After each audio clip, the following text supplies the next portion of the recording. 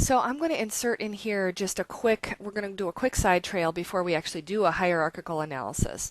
And that is that there are two ways to do a hierarchical regression. The first one is not theory guided at all. So we will let SPSS decide which combination of predictors to use to account for this optimal variance in the DV.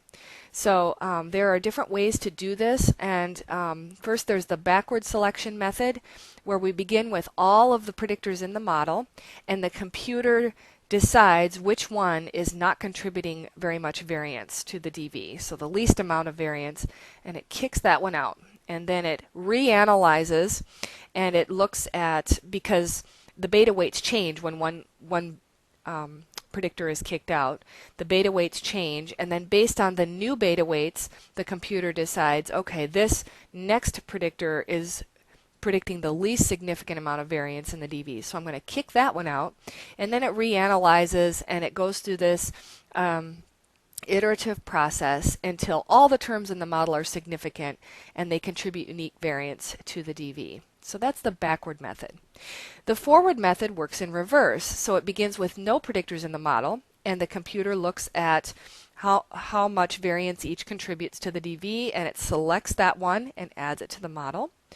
And then it reanalyzes and looks at the predictors that are remaining, and it selects the one that adds the most incremental variance or change in R squared, and then it selects that until there are no more variables to add that would contribute significantly to the model. And finally, stepwise regression is kind of a combination of the backward and forward. It begins with no variables in the model, and the computer selects the predictor that contributes the most variance, and then it selects the next best one that contributes the most unique variance after that.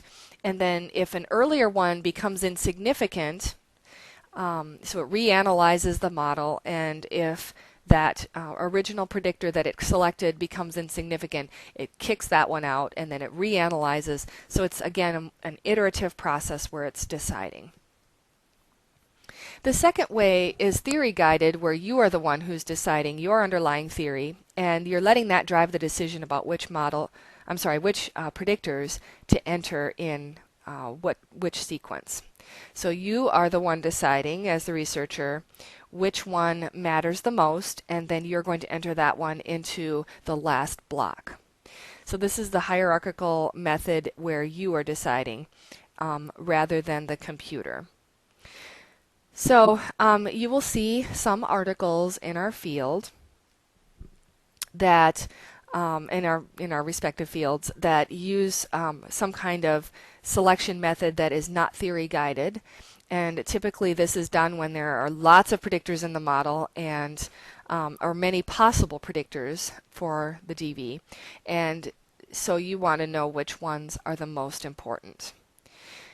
Later we will talk about the reasons why the theory guided method is always better.